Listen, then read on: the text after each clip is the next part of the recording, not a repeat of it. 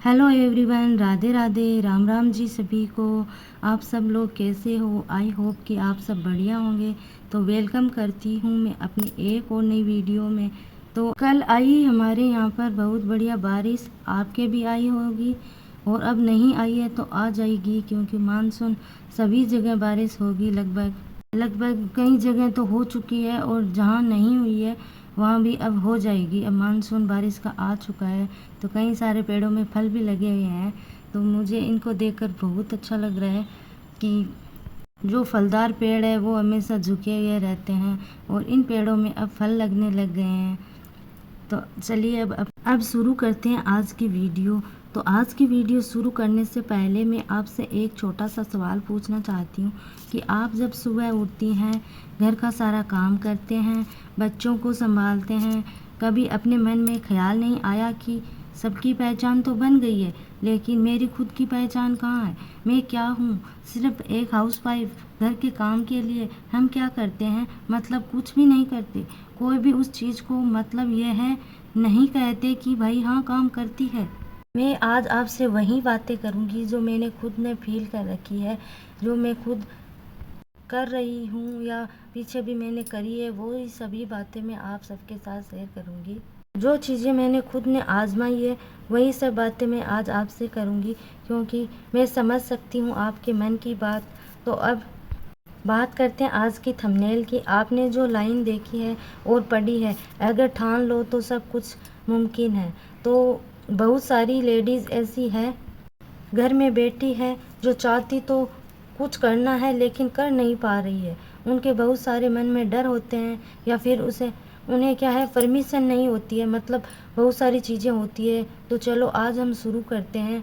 तो जो ये बात है कि अगर ठान लो तो सब मुमकिन है, ये सिर्फ एक लाइन नहीं है कि सिर्फ पढ़ने के लिए ही एक लाइन है। नहीं नहीं, तो यह मेरी और आप जैसी कहीं लाखों महिलाओं की ज़िंदगी की हकीकत बन सकती है। अगर आप इस काम को करो तो ठीक है, ज़रूरत है किसी काम की करने की तो उसे करना भी चाहिए। और ज़रूरत है हमें एक छोटा सा कदम उठाने की। वो कहने के लिए छोटा होता है, शुरुआत का छोटा कदम हो कहने के लिए होता है, लेकिन जो उठाते हैं ना उन्हीं को पता है वही बड़ा होता है। मैं तो कहती हूँ कि शुरुआती तौर पर जो काम जो अपन शुरुआत करते हैं ना वो छोटा नहीं होता, वो सबसे बड़ा होता है। क्योंकि आगे का जो काम है, जो स्ट्रगल है, इतना नहीं होता जो शुरुआत में होता है।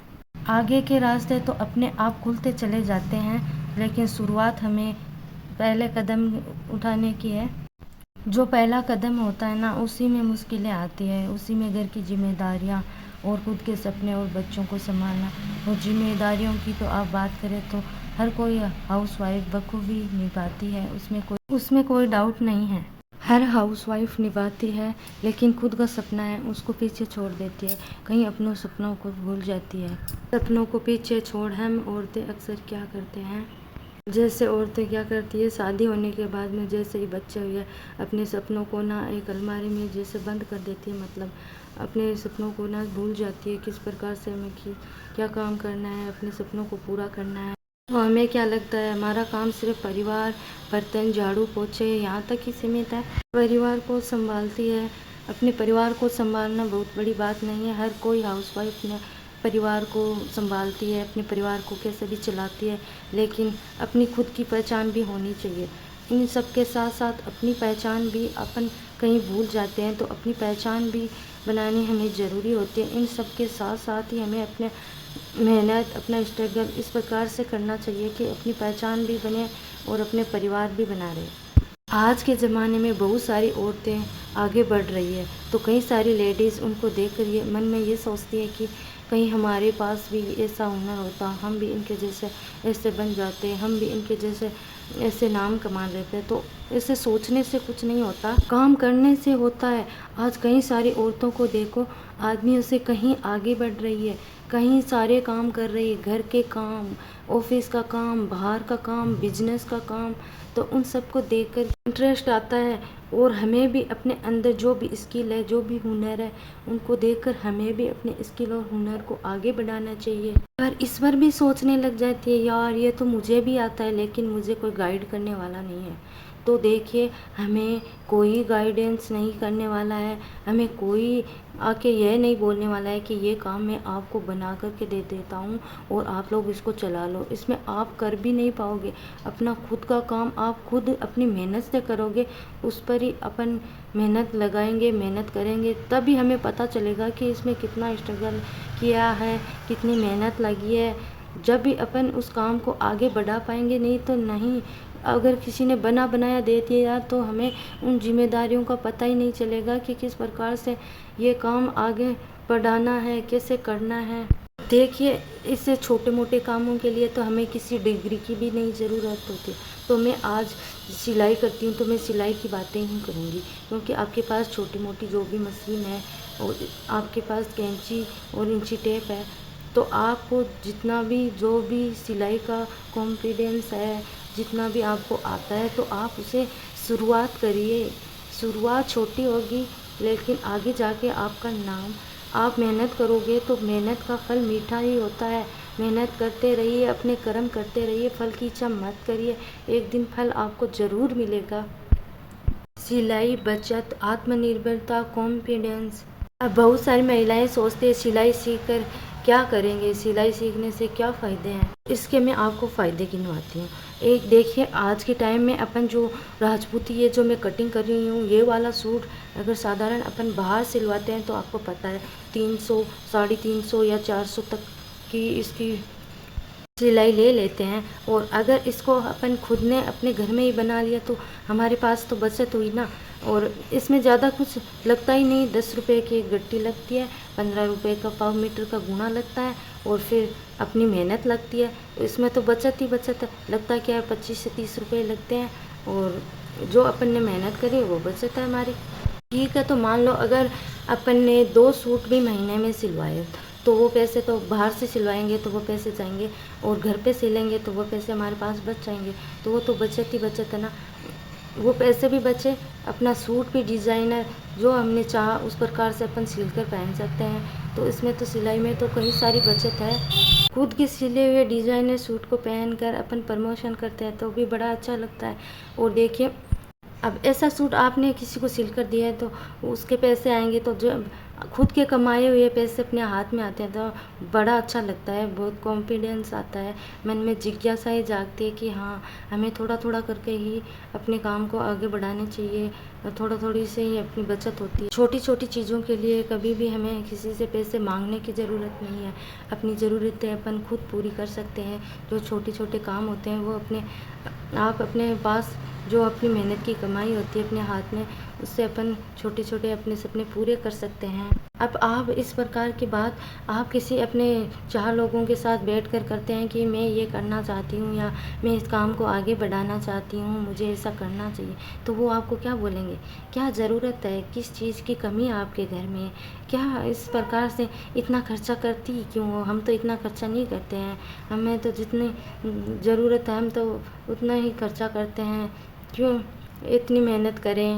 ये सब चीज़ें करने की क्या ज़रूरत है, पूरे दिन मशीन पर बैठी रहती है।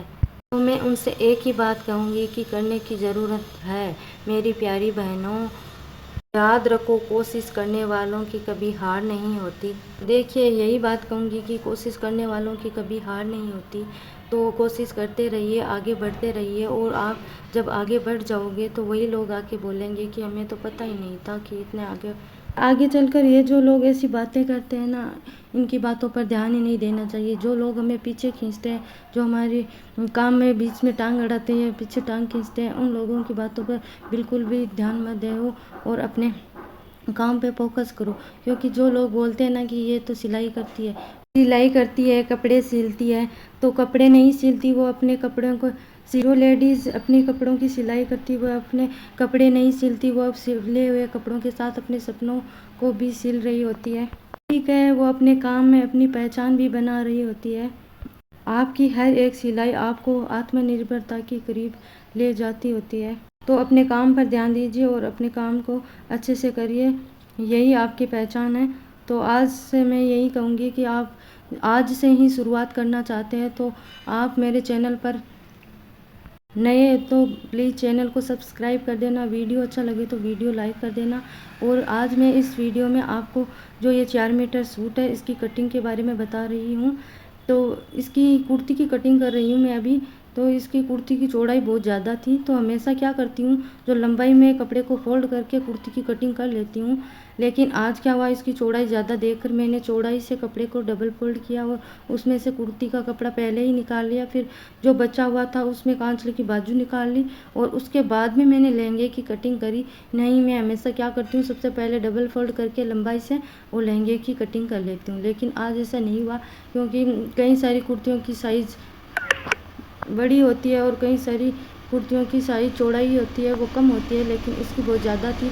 तो जो लंबाई से फोल्ड करी तो उसमें इसकी चौड़ाई बिल्कुल भी नहीं बन पा रही थी, कम से कम 4 से 8 अंगुल बाकी थी दोनों तरफ से। तो मैंने क्या किया, फिर इसकी चौड़ाई से कटिंग करी।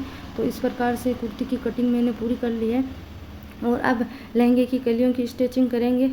देखिए, मेरे चैनल पर राजपूती सूट की कटिंग के वीडियो, स्टिचिंग के वीडियो आपको मिल जाएंगे। अगर आपको इससे भी और कोई डाउट है तो और मुझे कमेंट करके बता दीजिए, तो मुझे नया वीडियो बनाना है, किस टॉपिक पर बनाना है, तो मैं वो वीडियो ज़रूर लेके आऊँगी।